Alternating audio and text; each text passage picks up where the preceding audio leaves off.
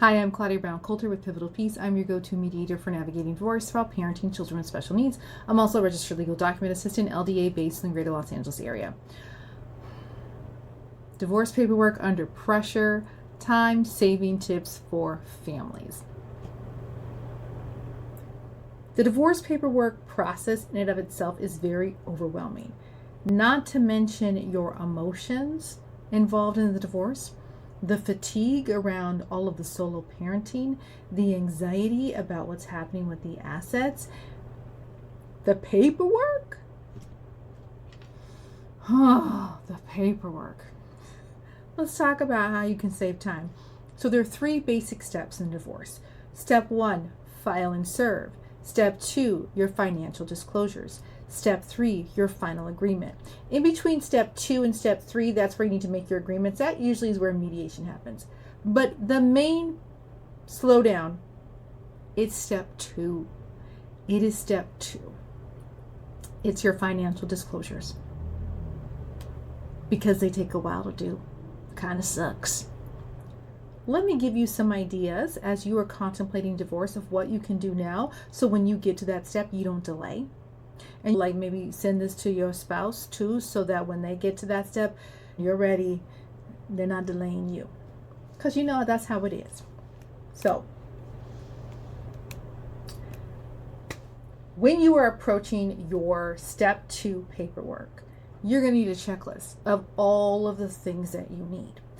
What I like to tell people is when statements come in the mail, grab them, put them to the side. Or in your inbox, grab them, put them in a folder. Or even a folder in your email, just statements. You will need to pull them out when you are ready to do your financial disclosure. So any statements that come in the mail, grab them. Locate your tax returns. And in your tax returns, it should have a W-2. Grab your pay stubs. You're going to need 2 months of pay stubs. So hold on to 2 months of pay stubs. If you get paid once a month, that's 2 pay stubs. If you get paid twice a month, that's 4 pay stubs. If you get paid once a week, that's 8 pay stubs. I know it's basic, but people forget. And they send me 4 pay stubs and it's not enough. I need 8 of them. Okay? 8 or 4 or 2. 2 months worth of pay stubs to attach to your 150, or if you're self-employed, you can get away with a Schedule C or 2 years of profit and loss statement. We're actually not talking about filling these out now. Your time-saving tip is grabbing this paperwork. Oh, did an email come from the school? From the after-school program? Go ahead and document how much you pay in after-school care every month. Or private school tuition. Document that. How much did you just spend at the doctor? Are there constant uninsured medical costs because your child has a chronic condition, even something as basic as asthma? Constant medications? Are you writing that down? Go ahead and keep a log of that stuff. So when you're ready to do step 2, or I'm like, here's your questionnaire, do step 2, you pull that information. It's not like, oh my God, I don't know. Do I have a term life policy or a whole life policy? Claudia said it was term. Right here. It says term. They're asking about whole life. We're going to skip this question.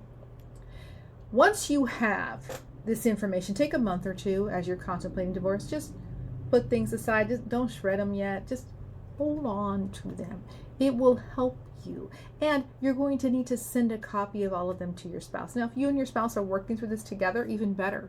Even better. Believe it or not, if you're not a person like that, believe it or not, there are couples out there who still live together. They create their spreadsheet together. They're dividing their assets. They're sharing documents, and it's all happening at the kitchen table. I know.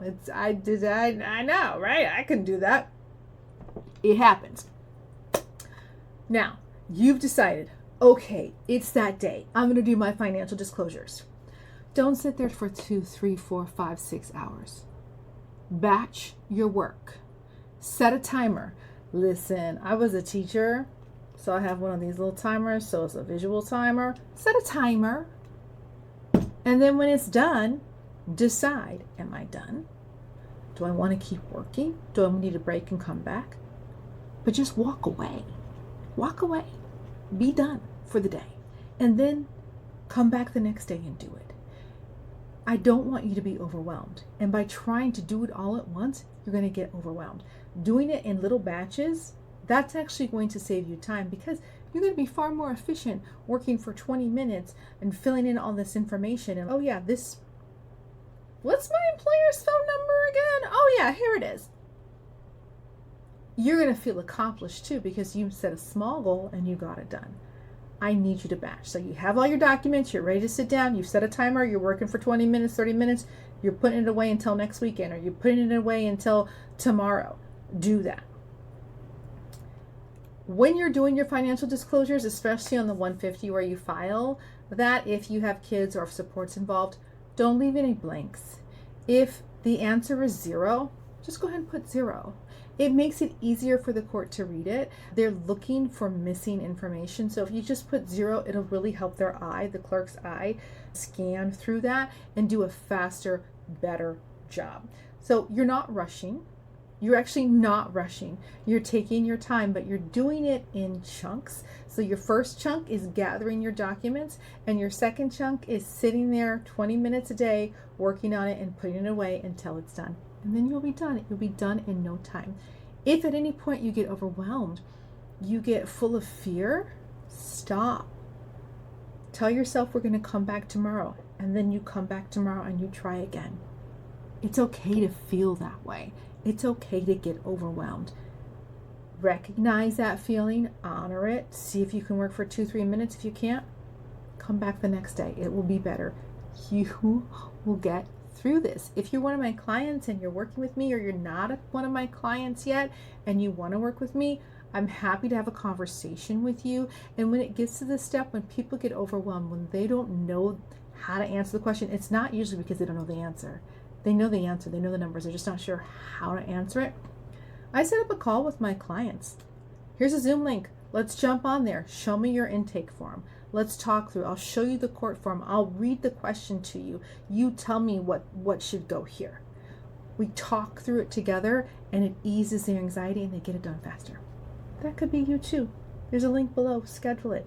If you don't need this information, but you're watching it for someone else, send them this video. Send them my link. I'm happy to talk to them. You guys have a great day.